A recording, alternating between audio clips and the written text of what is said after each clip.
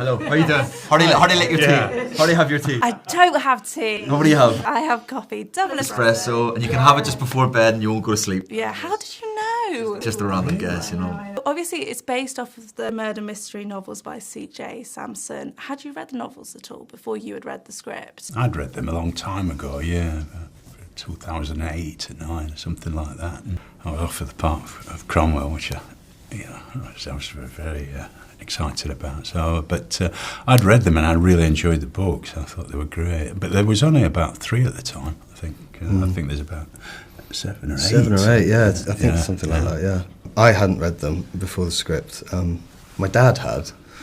And when I mentioned it to him, he kind of gave me the full breakdown of Shardlake's character. He was obviously very excited. I hadn't read them, but my granddad died about a week before I was offered the job, and my dad was clearing out his room, and he found the books. Oh, really? And there was something in that, something the cyclical nature of the universe or something. I went, this is a sign to do this, that he had read them, and I was going to step into that world. It was just a nice wee sort of nod that it was like, this is the right thing to be doing, Bit of destiny telling you to take the role, I think.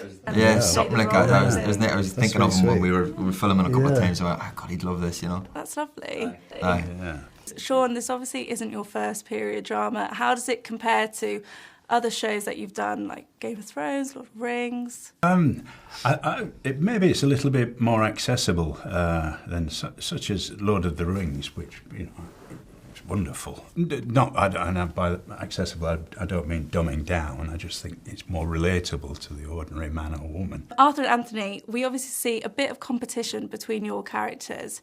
Early in your careers, have you had any friendly rivalry between co-stars to get a role? God, yeah, there's always a couple of actors. It was him, he got it, and it's always like the same guy. And you're like, God Christ. I'm not going to mention their names. They don't deserve any more airtime.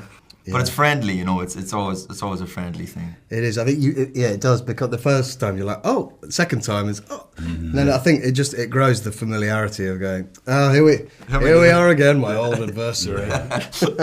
Well, you're all fantastic in this series. Arthur, obviously, we love your character. He's such a humble guy. Shardlake, he's very hesitant to take on the role from Lord Cromwell, isn't he? And early in your career, have you ever had that hesitation to pursue a role or a project at all? I think for me as a disabled actor, sometimes you can feel very much like token type character, and there have been points like that where there have been things I've said no to because of you can feel that, and there's maybe been things I've done where it's it's going, am I maybe being, is it to the tokenistic thing here? And I think what's great with Shardlake is it is a kind of like a genuine portrayal of, I think, a disabled man going about his life, and his life is the interesting thing that we watch. But yeah, I mean, certainly, I think there's certainly things you hear sometimes and go, what? I'm not quite sure. And then there's the things that really speak to you immediately, and you go, that's what I want to do. So yeah, I think there have been those points. I can't think of anything really specific, but I know that there are things where, I guess as you get older as well, you kind of start to question what it is you're doing it for. I've got to say, you were fantastic in it. Really, really good. Thank you so much. Thank you. So obviously it's set in the Tudor period, and you don't have the luxury of bikes and cars. So we see you guys on horses. Was that difficult at all? Anthony, have you been on a horse before? Yeah, I loved it. I loved it, man. I just played John Wilkes Booth in his TV show, and we were riding horses every day in Savannah for about 8 months. And then the job I'd done 2 months after was this. And when I read it, they're like, you're riding horses again. I'm in, 100%. I just completely fell in love with riding. And me and Arthur were knocking about Budapest in the sort of countryside on the back of these horses, the capes blowing in the back, in the marshlands.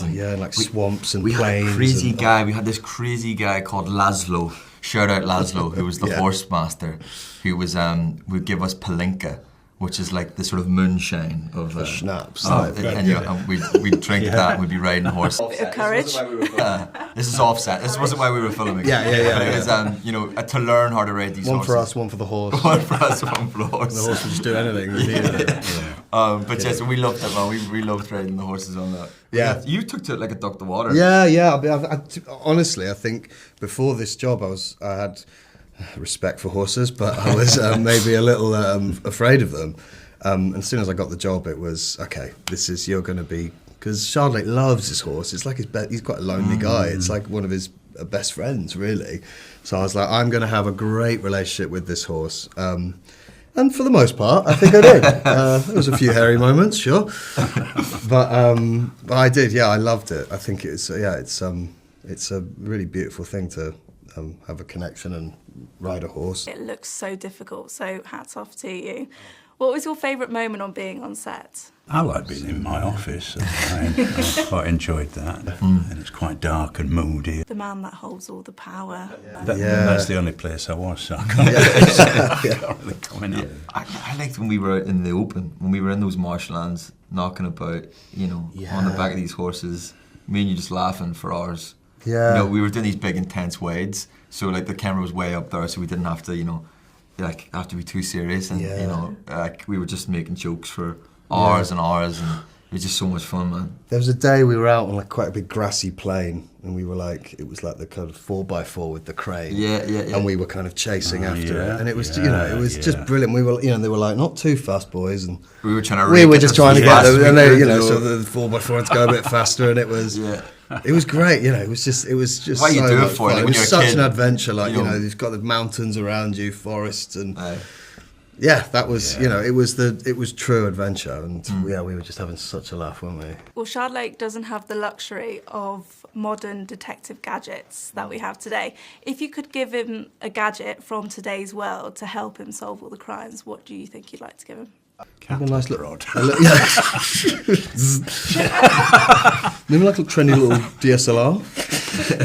Just to, take. I think maybe be quite like a keen photographer, like a forensic. Fastidious. I think and he'd be really into it, like quite annoyingly so.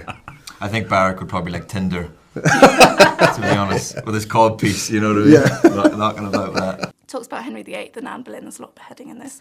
So we talk about divorced, beheaded, died. Divorced, beheaded, survive. So I thought, can we together try and come up with a bit of a riddle to enhance people to watch the show? I have got a backup, and you can tell me if it's a good idea. Yeah, let's hear the backup You can tell for me if it's good or inspiration. not. Conspiracies plotted, secrets concealed, justice pursued. Anthony's laughing. Truth revealed. Mysteries untangled, suspects defied. In the world of Shardlake, who will survive? Oh, come on. I didn't go with that. You just come up with that off the cuff? It took me a while. I had a bit more time than you guys. Did you expect us just to come up with something like that? To be fair, yeah. So that's what that was for. That's great. That was good. Yeah. Sell that to Disney. You can make a couple of quid out of that. Yeah. I'm sending it. Yeah. That was good.